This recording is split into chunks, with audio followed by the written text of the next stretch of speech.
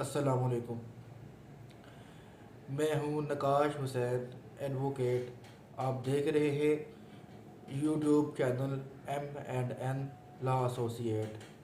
आज हम बात करते हैं निशानदेही के टॉपिक पे कि निशानदेही डिमार्केशन कैसे की जाती है और ये कौन करता है।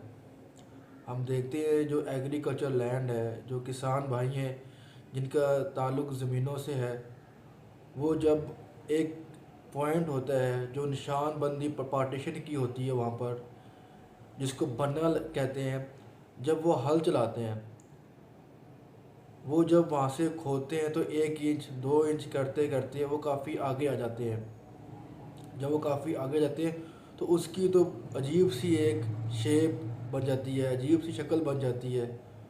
ठीक है, वो ताज़ा पैदा हो जाता है। उसकी डिमार्केशन रेवेन्यू ऑफिसर करता है। वो रेवेन्यू ऑफिसर की मौजूदगी में होती है। रेवेन्यू ऑफिसर को हम एक एप्लीकेशन लिख कर देते हैं। वो लैंड रेवेन्यू एक्ट 1967 के सेक्शन 116 एंड 117 के तहत होती है। हम एप्लीकेशन के ऊपर डिटेल लिखते हैं पूरी। अपना नाम लिखेंगे, सन ऑफ, रहायश, जगह का नाम, कितनी हमारी अराज़ी है और जिसके ख़िलाफ़ एप्लीकेशन दे रहे हैं उसकी पूरी डिस्क्रिप्शन, नाम, वल्दियत, अराज़ी, ज़मीन, डिटेल लिख के एप्लीकेशन हम रेवेन्यू ऑफिसर को देंगे। रेवेन्यू ऑफिसर हमारी जगह की डिमार्केशन करेगा। वो डिमार्क और अगर 2 गांव हो, ठीक है, 2 स्टेट हो गए, 2 गांव हो गए कि एक गांव की ज़मीन के अंदर दूसरा गांव आ गया है, तो भी इसकी भी डिमार्केशन, निशानबंदी, इसको हद बरारी कहते हैं, वो भी लैंड रेवेन्यू ऑफिसर करेगा। लैंड रेवेन्यू ऑफिसर के सुपरविजन में तहसीलदार, नायब तहसीलदार, कलेक्टर ये करेंगे, पर सुपरविजन लैंड रेवेन्यू ऑफिसर खुद करेगा। ऐसा नहीं होगा कि पटवारी को बुला लेते हैं, पटवारी आकर निशानदेही करेगा और निशानदेही करके चला जाएगा। ये पटवारी निशानदेही नहीं करेगा, लैंड रेवेन्यू ऑफिसर ही इसकी निशानदेही करता है। फिर एक दरख्वास्त लिख के जो सेक्शन 116, 117 लैंड रेवेन्यू एक्ट के तहत दी जाती है, फिर वो नोटिस करते हैं अदर पार्टी को, दूसरी पार्टी को। अगर वो नहीं आता है, चस्पानगी, उसके दरवाजे के ऊपर चस्पानगी लगाते हैं, ढोल बजा के उसको ख़बर पहुँचाते हैं कि निशानदेही है। अब निशानदेही करने के लिए एक दिन मुकर्रर किया जाता है। दोनों फ्रीकैन की मौजूदगी में डिमार्केशन की जाती है। डिमार्केशन करने का तरीका ये है कि वो एक पिलर से लगाते हैं जगह जगह पे कि ये ख़तूनी नंबर, ये खैबट नंबर, खसा नंबर के अंदर इतनी ज़मीन आती है, इस टुकड़े में से इतनी ज़मीन आती है, तो वो डिमार्केशन बनती है, डिमार्केशन की जाती है। डिमार्केशन पिलर लगाते हैं और वो डिमार्केशन की जाती है।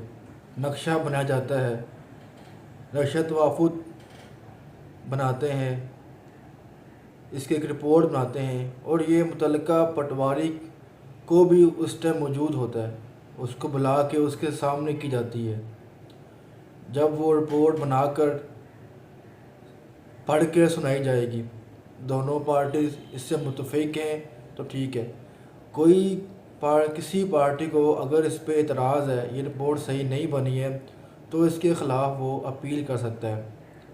दोनों फ्रीकैन के उस रिपोर्ट के ऊपर साइन होंगे, 2 विटनेस के उस रिपोर्ट के ऊपर साइन होंगे, फिर वो रिपोर्ट बनाकर ले जाएंगे और पटवारी जाकर अपने रोज़नामचे के अंदर उसको लिखेगा कि ये डिमार्केशन हुई। वो जो रिपोर्ट बनी वो उसका अंदराज करेगा। और फिर अगर ये सारा प्रोसीजर डिमार्केशन, निशानदेही या गांव का मामला हुआ हद बरारी, अगर ये लैंड रेवेन्यू ऑफिसर की गैर मौजूदगी में होगा तो ये सारा प्रोसीजर नल एंड वाइड होगा। लैंड रेवेन्यू ऑफिसर की सुपरविजन में हो सकता है, वो अपनी पावर डेलीगेट कर सकता है, पर वो सब प्रोसीजर रिपोर्ट खुद चेक करेगा, अपने सामने कर देखेगा उसको, नहीं तो इस रिपोर्ट को नल एंड वाइड माना जाएगा। जब ये रिपोर्ट बन जाएगी, हल्का पटवारी अपना रोज़ नामचे में एंट्री करके उसको अंदराज कर लेगा। अभी आपकी डिमार्केशन तो हो गई, पर हमारा असल इशू ये है, जो मेरी ज़मीन है, मेरी ज़मीन के ऊपर वो काबज़ है, उसने इंक्रोच की हुई है, वो मेरी ज़मीन के अंदर घुसा हुआ है, वो कैसे मुझे मिलेगी?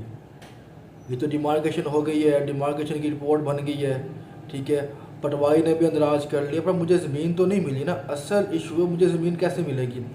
तो हम लैंड रेवेन्यू रूल के तहत सेक्शन 122 के तहत एक एप्लीकेशन देंगे। उस एप्लीकेशन में हम अपना नाम, वल्दियत, एड्रेस, ज़मीन, अराज़ी, कितनी अराज़ी पे क्या इशू था, वो सब डिटेल लिखेंगे। जिसके ख़िलाफ़ हमने कहा कि इसने कब्ज़ा किया हुआ है, इसने इनक्रोच किया है, उसका नाम, वल्दियत, वो तमाम हक़ाइक़ डिस्क्रिप्शन लिखेंगे। इसके साथ हम रिपोर्ट लगाएंगे जो डिमार्केशन जब हुई लैंड रेवेन्यू ऑफिसर ने बनाई, नक्शा तो लगाएंगे, जमाबंदी इसके साथ लगाएंगे। ये डिवीज़न कलेक्टर को जो हम एप्लीकेशन देंगे, इसका procedure land revenue act section 67B में तमाम लिखा हुआ है। ये एप्लीकेशन हम कैसे देंगे, किसको देंगे, और सेक्शन 122 के तहत देंगे कि हमारी निशानदेही हो चुकी है, रिपोर्ट बन चुकी है, नक्शा बन चुका है, वो सब साथ लगा कर हम डिवीज़न कलेक्टर को देंगे, जो दोनों पार्टीज़ को बुलाकर वहाँ सुनेगा, वो डिसाइड करेगा। अगर सेटिस्फाई हो जाएगा तो वो आपको निशानदेही के मुताबिक आपकी ज़मीन पूरी करके देगा। अगर वो सेटिस्फाई नहीं होगा तो वो दोबारा डिमार्केशन का ऑर्डर कर देगा और पटवारी उस जगह की डिमार्केशन करेगा जहां घर बने हुए हैं, मकान बने हुए हैं, जिनका रिकॉर्ड रेवेन्यू रिकॉर्ड में मौजूद नहीं है, जहां से हमको रेवेन्यू नहीं आता, ख़जाने में रेवेन्यू जमा नहीं होता, जिसका रिकॉर्ड वहाँ पर नहीं है, उस जगह की डिमार्केशन पटवारी करेगा। और जिस जगह से हमको रेवेन्यू कलेक्ट होता है, ख़जाने में रेवेन्यू जमा होता है और उसका अंदराज भी, उसका रिकॉर्ड भी लैंड रेवेन्यू के पास मौजूद है, उन सब की डिमार्केशन, हद बरारी, निशानदेही लैंड रेवेन्यू ऑफिसर करेगा। और ये सारा प्रोसीजर लैंड रेवेन्यू ऑफिसर की मौजूदगी में होगा। उसके मातहत उसका अमला तहसीलदार, नायब तहसीलदार, कलेक्टर, मुतलका पटवारी, उन सब की मौजूदगी में होगा। शुक्रिया।